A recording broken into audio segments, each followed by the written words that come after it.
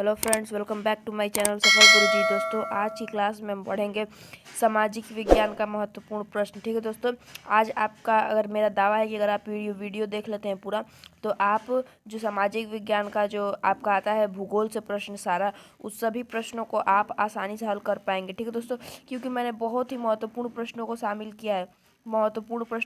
किया है इस वीडियो में। ठीक है दोस्तों, तो मेरा आपसे गारंटी है कि अगर आप इस वीडियो को देख लेते हैं तो आपको भूगोल से कोई दिक्कत नहीं रह जाएगा सामाजिक विज्ञान का। ठीक है दोस्तों, तो चलिए स्टार्ट करते हैं वीडियो को। ठीक है दोस्तों, तो यहाँ पे सबसे पहले हम लोग कलर चेंज कर लेते हैं। हाँ ठीक है, चलिए स्टार्ट करते हैं। ठीक है, तो क्वेश्चन है हमारा पहला, पंजाब में भूमि निम्नीकरण का निम्नलिखित में से मुख्य कारण क्या है। ठीक है, ऑप्शन है आपके गहन खेती, वनोन्मूलन, अधिक सिंचाई, अति पशुचारण। तो इसका जो राइट आंसर होगा वो होगा अधिक सिंचाई। ठीक है दोस्तों, अधिक सिंचाई इसका राइट आंसर होगा। चलिए अगला प्रश्न देखते हैं। और दोस्तों, एक बहुत ही महत्वपूर्ण बात, अगर आप लोग हमारे वीडियो पर नए हैं तो चैनल को सब्सक्राइब कर लीजिएगा, और वीडियो अच्छा लगेगा तो एक लाइक जरूर कर लीजिएगा, ताकि हमें इससे मोटिवेशन मिलता रहेगा। ठीक है, तो चलिए देखते हैं अगला क्वेश्चन। तो अगला प्रश्न है हमारा कि भूमि एक संसाधन है, प्राकृतिक, मानव निर्मित, यहाँ पे खाली स्थान में भरना है। ठीक है, भूमि एक खाली स्थान संसाधन है, प्राकृतिक, मानव निर्मित, सौर ऊर्जा से निर्मित, उपरोक्त में से कोई नहीं। ये आपका ऑप्शन दिया हुआ है, उपरोक्त में से कोई नहीं। तो ये जो है भूमि एक प्राकृतिक संसाधन है, ये सबको मालूम है, नॉर्मल सा क्वेश्चन था। ठीक है, चलिए अगला प्रश्न देखते हैं। अगला प्रश्न है हमारा कि निम्नलिखित में से एक मिट्टी का प्रकार नहीं है, काली, पीली, लेटेराइट, सीमेंट। ठीक है दोस्तों, तो सीमेंट जो है एक मिट्टी का प्रकार नहीं है। दोस्तों, ये बहुत ही महत्वपूर्ण प्रश्न है, क्योंकि देखने में छोटा लग रहा है लेकिन कई बार आता है। यहाँ पे 2020 लिखा हुआ है, लेकिन ये कई बार हर साल पूछा गया है प्रश्न ये, क्योंकि ये बहुत महत्वपूर्ण प्रश्न है। ठीक है, चलिए अगला प्रश्न देखते हैं। अगला प्रश्न है हमारा कि निम्नलिखित में से कौन सा नवीकरणीय योग्य संसाधन नहीं है, पवन ऊर्जा, जल, जीवाश्म ईंधन, वन। तो जीवाश्म ईंधन जो है ये नवीकरणीय योग्य संसाधन नहीं है। जैसे पेट्रोल, सब ये सब हो गए, पेट्रोल, डीजल, ये सब हमें एक बार उपयोग कर लेंगे इसका, तो दोबारा हम इसे बना नहीं पाएंगे। इन लोगों को बनाने में लाखों करोड़ों वर्ष साल का समय लग जाएगा। ठीक है, चलिए अगला प्रश्न देखते हैं। अगला प्रश्न है हमारा कि निम्न में से कौन सा अजैवीय संसाधन है, क चट्टाने, ख पशु, ग पौधे, घ मछलियाँ। तो देखिए, अजैव मतलब जिसमें जीवन ना पाया जाता हो, तो वो चट्टाने ही होंगी। ठीक है, क्योंकि पशु में भी जीवन पाया जाता है, पौधे में भी जीवन पाया जाता है, और मछलियों में भी जीवन पाया जाता है। ठीक है, जो चीज़ें सांस ले रही हैं वो उसमें जीवन पाया जाता है। ठीक है, चलिए अगला प्रश्न देखते हैं। अगला प्रश्न है हमारा कि इनमें से कौन सी रबी की फसल है। ऑप्शन है आपके पास चावल, मोटे अनाज, चना, कपास। ठीक है दोस्तों, इसका राइट आंसर होगा चना। चना जो है वो रबी की फसल है। ठीक है, चलिए ये देखिए 2020 में पूछा गया प्रश्न था, बहुत ही महत्वपूर्ण प्रश्न है। और दोस्तों, ऐसा नहीं है कि आपको केवल चना ही ऑप्शन मिलेगा, क्योंकि कभी कभी रबी की किसी भी फसल के आप लोग ऑप्शन देता है, तो आप लोग आपके बुक में टॉपिक दिया होगा, जिसमें दिया होगा रबी की फसल, खरीफ की फसल, इस सब की सभी फसलों के नाम याद कर लीजिएगा कि कौन सी फसल किस सीजन में बोई जाती है। ठीक है, तो यहाँ पे जरूरी नहीं है कि आपको चना दे, कुछ भी दे सकता है। ठीक है, इस सीजन की रबी की फसल, कोई भी चीज़, कोई भी फसल दे सकता है रबी की सीजन की। ठीक है, तो आप लोग एक बार पढ़ लीजिएगा जरूर इस टॉपिक को, क्योंकि सेम क्वेश्चन नहीं फंसता है, बहुत रेयर चांसेस ही होते हैं। ठीक है, पर एक अंदाजा लगाया जा सकता है। प्रश्न 7 है हमारा, कपास की खेती के लिए सबसे उचित भूमि कौन सी है। क ऑप्शन है काली मिट्टी, ख ऑप्शन है लाल मिट्टी, ग जलोढ़ मिट्टी, घ लेटेराइट मिट्टी। तो जो कपास की खेती के लिए सबसे बढ़िया मिट्टी होती है काली मिट्टी। ठीक है दोस्तों, देखिए कपास जो होता है वो सफ़ेद फसल, बहुत ज़्यादा मतलब वो सफ़ेद होती है। ठीक है, तो आप लोग इसको एक ट्रिक से भी याद रख सकते हैं कि सफ़ेद यानी कपास सफ़ेद होता है तो काला। ठीक है, सफ़ेद का काला, ऐसे आप लोग याद कर सकते हैं। ठीक है, चलिए अगला देखते हैं। अगला हमारा कि निम्नलिखित में से कौन सी रेशेदार फसल है। ऑप्शन है गन्ना, बी, ख चाय है, और ग रबर है, और घ जूट है। तो जूट जो है आपकी एक रेशेदार फसल है। ठीक है, उत्तर में आप लोग यहाँ पर देख लीजिए, एक रेशेदार फसल है जूट। ठीक है, लाल पीली मिट्टी पाई जाती है दक्कन के पठार में, मालवा प्रदेश में, ब्रह्मपुत्र घाटी में, थार रेगिस्तान में। तो जो लाल पीली मिट्टी पाई जाती है वो दक्कन के पठार में पाई जाती है। ठीक है, दक्कन के पठार इज द राइट आंसर। ठीक है, चलिए अगला प्रश्न देखते हैं। अगला प्रश्न है हमारा कि निम्नलिखित में से किस राज्य में काली मिट्टी पाई जाती है। ऑप्शन है आपके झारखंड, गुजरात, राजस्थान, बिहार। तो गुजरात जो होगा, गुजरात में आपकी काली मिट्टी पाई जाती है, ठीक है, गुजरात में आपकी काली मिट्टी पाई जाती है, ठीक है। चलिए देखते हैं अगला प्रश्न। अगला प्रश्न है हमारा कि निम्न में से कौन खरीफ की फसल है? चना, घ धान, ग कपास और ख घ ग तीनों, मतलब ये सभी। तो देखिए, तो इसका राइट आंसर होगा घ ख तथा ग दोनों, ठीक है।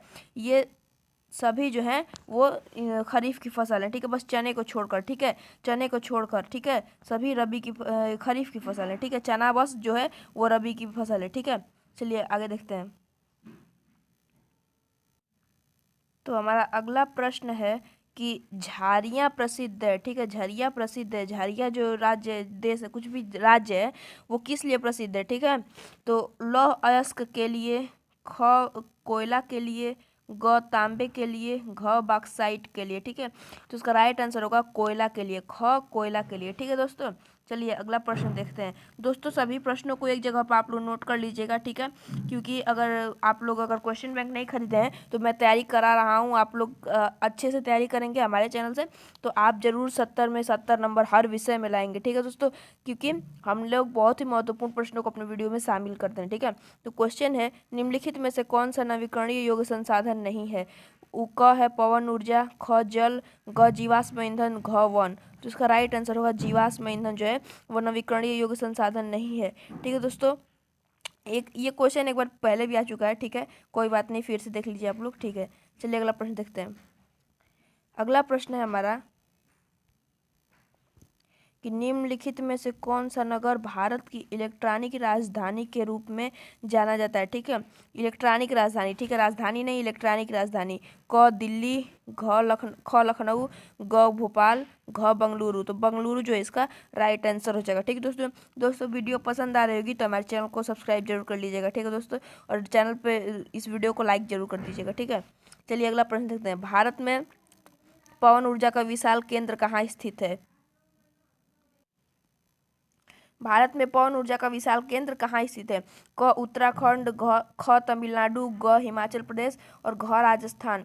तो तमिलनाडु जो है इसका राइट आंसर हो जाएगा। पवन ऊर्जा का विशाल केंद्र तमिलनाडु में स्थित है, ठीक है दोस्तों, कहाँ स्थित है? तमिलनाडु में। चलिए अगला प्रश्न देखते हैं। अगला प्रश्न है हमारा कि निम्नलिखित में से कौन सा पत्तन बंदरगाह देश के पूर्वी तट पर स्थित है?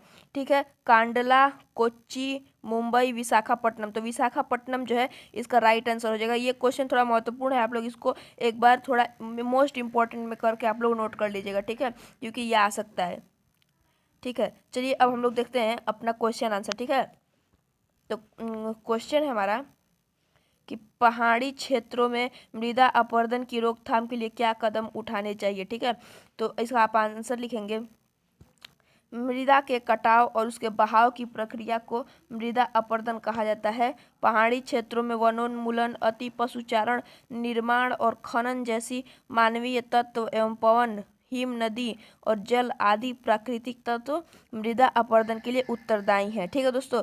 पहाड़ी क्षेत्रों पर मानवीय क्रियाओं को नियंत्रित करने के लिए अतिरिक्त ढाल वाली भूमि पर समोच्च रेखाओं के समांतर जुताई, ठीक है, जुताई, सीढ़ीदार कृषि तथा वृक्ष मेखला का विकास करके मृदा अपरदन को रोका जा सकता है। तो दोस्तों मैं आपको बता दूं कि अगर ये क्वेश्चन आपसे अगर 4 नंबर में पूछता है तब तो आप ये पूरा लिखेंगे, ठीक है, ये पूरा आप लोग लिख देंगे ताकि आप लोग के नंबर कटने के चांसेस एकदम नहीं रहेंगे। लेकिन अगर ये क्वेश्चन आप लोग से तो कभी कभी 2 नंबर में पूछ लेता है, ठीक है, तो आपको इतना नहीं लिखना है, रुकिए बता रहा हूँ, यहाँ तक नहीं लिखना है, ठीक है, ये पूरा ये सब नहीं लिखना है, ये बस यहाँ से पहाड़ी क्षेत्रों से स्टार्ट करना है। पहाड़ी क्षेत्रों पर मानवीय क्रियाओं को नियंत्रित करने के लिए अतिरिक्त ढाल वाली भूमि पर समोच्च रेखाओं की जुताई, श्रेणीदार कृषि तथा वृक्ष मेखला का विकास करके अपरदन को, मृदा अपरदन को रोका जा सकता है, ठीक है। तो आप लोगों को ये वालों की एक बार मैं इसको ऐसे कर देता हूँ, इधर से ये सब पूरा ये आपको नहीं लिखना है, अगर 2 नंबर में पूछता है तब, ठीक है, अगर 4 नंबर में पूछेगा तो आपको पूरा लिखना है, ठीक है। तो आप लोगों को एक मतलब इम्पोर्टेंट चीज़ बता दी, ठीक है। चलिए अगला देखते हैं। अगला प्रश्न है हमारा कि जैव और अजैव संसाधन क्या होते हैं, कुछ उदाहरण दीजिए। ठीक है, तो जैव संसाधन वे संसाधन जिनकी प्राप्ति जीवमंडल से होती हो और उनमें जीवन पाया जाता हो, जैव संसाधन कहलाते हैं। ठीक है, वे संसाधन जिनकी प्राप्ति जीवमंडल से होती हो और उनमें जीवन पाया जाता हो, जैव संसाधन कहलाते हैं। ठीक है, जैसे में मनुष्य, वनस्पति जगत, प्राणी जगत, पशुधन आदि। ठीक है, और अजैव संसाधन किसे कहते हैं वो भी देख लेते हैं।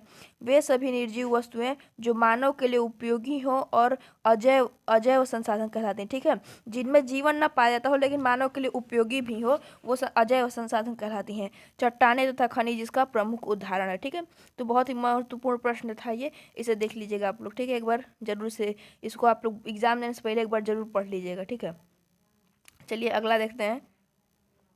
अगला है हमारा मृदा अपरदन से क्या अभिप्राय है। मृदा अपरदन के लिए उत्तरदायी कारकों का वर्णन कीजिए। ठीक है दोस्तों, तो यहाँ पे ये 7 नंबर का प्रश्न आपसे पूछेगा, कभी भी पूछेगा तो ये और मतलब इससे कम नंबर का पूछेगा ही नहीं, क्योंकि बड़ा प्रश्न है। ठीक है, तो प्राकृतिक कारकों द्वारा मृदा का एक स्थान से दूसरे स्थान पर हटना मृदा अपरदन कहलाता है। ठीक है, तो मृदा अपरदन के कारण लिखेंगे आप।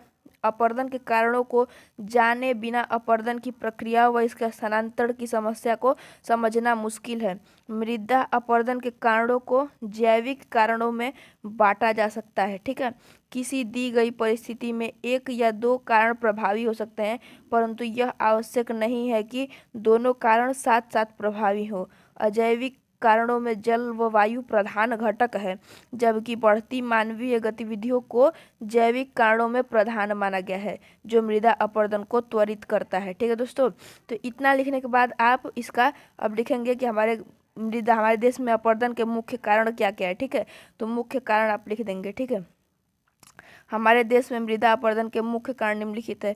वृक्षों का अविवेकपूर्ण कटाव। ठीक है, वनस्पति फैलाव का घटना, वनों में आग लगना।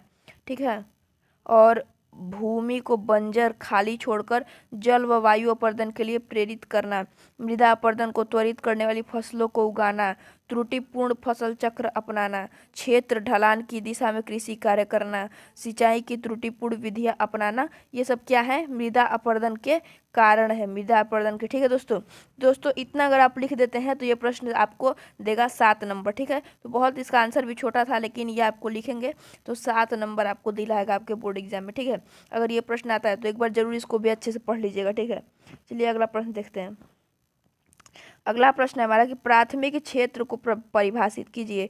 तो प्राथमिक क्षेत्र अर्थव्यवस्था का वह क्षेत्र है जो प्राकृतिक संसाधनों का सीधा उपयोग करता है। ठीक है, इसमें कृषि, वानिकी, मछली पकड़ना और खनन भी शामिल है।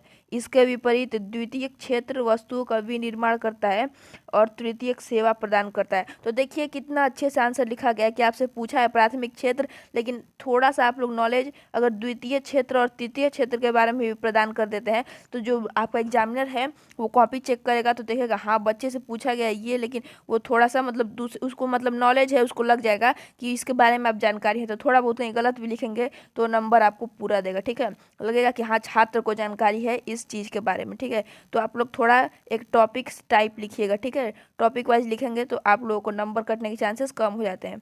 तो अब प्रश्न नंबर हमारा 6वां है, परंपरागत ऊर्जा के स्रोत क्या है। ठीक है, या फिर ऐसे ही पूछ सकता है, अथवा ऊर्जा के परंपरागत स्रोत किसे कहते हैं। भारत में खनिज तत्वों के 2 स्रोतों के नाम लिखिए। ठीक है, तो वे स्रोत जो ताप एवं जल विद्युत के रूप में पाए जाते हैं परंपरागत स्रोत कहलाते हैं।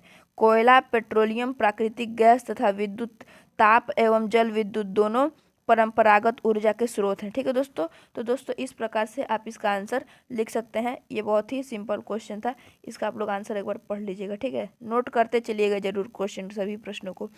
अब लास्ट प्रश्न है इस वीडियो का। ठीक है, धात्विक खनिज किसे कहते हैं, किन्हीं 2 खनिजों के नाम लिखिए। वे खनिज आप लिखेंगे उत्तर में, वे खनिज पदार्थ जिनमें धातु अंशों की प्रधानता पाई जाती है उन्हें धात्विक खनिज कहते हैं, मतलब जिनमें धातु अंश पाए जाते हैं। ठीक है, जैसे लौह, अयस्क, तांबा, सोना, चांदी, मैग्नीज, कोबाल्ट आदि। ठीक है दोस्तों, तो दोस्तों बहुत सिंपल प्रश्न था, इसे भी आप लोग देख लीजिएगा। दोस्तों ये जो भूगोल है, भूगोल से जो प्रश्न आते हैं दीर्घ उत्तरीय प्रश्न वही ज़्यादा आते हैं, लघु उत्तरीय कम आते हैं, या फिर कभी कभी लघु उत्तरीय ज़्यादा देता है, दीर्घ कम देता है। ठीक है, तो इस तरह से आप लोगों से इससे ज़्यादा बहुविकल्पी ही पूछेगा भूगोल से, ठीक है।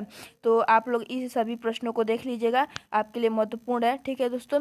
तो वीडियो पसंद आए हुए तो एक लाइक कर दीजिएगा, चैनल को सब्सक्राइब कीजिएगा ऐसे ही वीडियोस को और देखने के लिए। मिलता है नेक्स्ट वीडियो में, तब तक के लिए जय हिंद, जय भारत।